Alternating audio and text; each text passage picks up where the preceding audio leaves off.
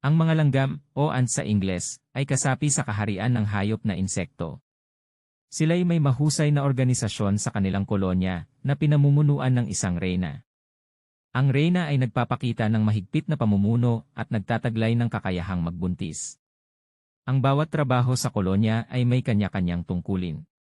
May mga mangangalakal, tagapagtaguyod ng pugad, at mga mandaragit na naghahanap ng pagkain.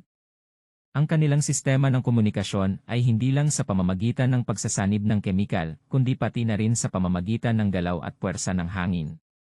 Mahusay silang manghuli ng insekto, at minsan ay nagtataguyod ng pagsasaloobin sa pagitan ng mga espesye para sa kapakanan ng buong kolonya.